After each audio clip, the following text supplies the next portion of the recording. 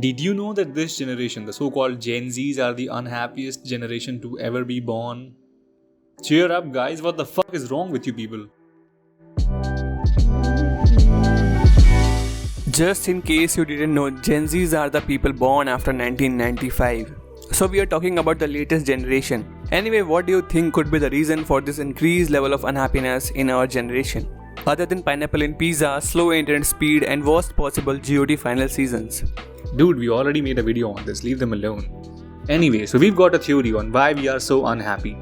Hear us out, but note that the discussion in this video is not based on any book or something. It's completely a product of our thought, and feel free to let us know if you can think of any argument that challenges this discussion. So here's how it works. Just like every other species on this planet, society also fights for its survival. It fights against anything that could be a threat to its existence. But what could be a threat to society's existence? Glad you asked. Let the other guy answer this question. One of the biggest threats, if not the biggest, is someone who doesn't follow the rules set by society. Someone who doesn't abide by society's moral codes. Someone who doesn't subscribe to society's definitions. And these are the people we call outcasts. But why do you think an outcast can be perceived as a threat by society? Because a successful outcast might inspire more people to disobey society's norms. And if the number is enough, it might challenge society's dominance over its members. If the number is enough, it might bring change, and if there's one thing that society fears the most, it's the change. For example, in many societies around the world, there's a certain age around which you need to get married. In many societies, sex is not being talked about as openly as it should be. A person who goes against these common understandings set by society is not liked very much. Outcasts are resented, at least initially. But here's the deal. It's okay to be an outcast. And don't get us wrong, we are not saying be an outcast for the sake of being an outcast. Or because it sounds cool to be an outcast. In fact, it has its cost. Society is after you for this blasphemy. What we are saying is it's okay to be an outcast in certain aspects. Primarily your definition of success. Now, remember how we started this video?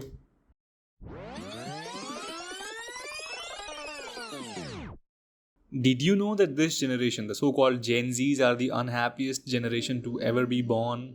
What is wrong with you people? Yeah, that one. Now guess what?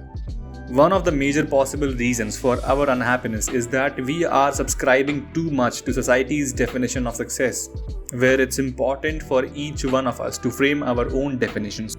It's important because society's definition might be outdated. For instance, society's definition includes money. Being rich equals being successful. But the flaw here is that this definition is using a shortcut. Society is using money as a shortcut to evaluate how skilled someone is at his craft and to what level he has taken his craft to generate outputs.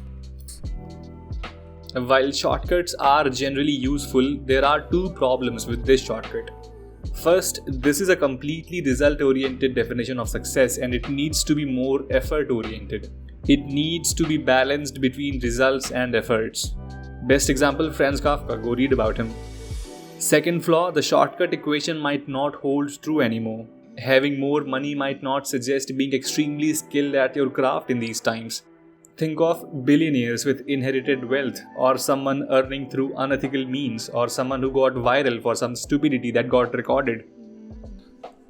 That shows how outdated society's definition might be. And since we have been using this definition all along, and when our checkboxes are not ticked as per this definition, we are declared failure by society and as a consequence by ourselves. I mean, it's implied, what better reason to be sad and depressed?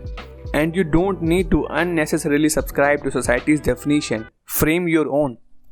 Your own definition of success might include having just enough money and the independence to be able to spend more time with your beautiful family. It might include taking the best care of your old parents while still managing your small flower business. It might include growing up an ethically educated kid and giving him enough freedom to choose what he wants to pursue. Or it might just include traveling the entire world till the last one of your penny. And you would definitely be on the right track if you have subscribed to this channel.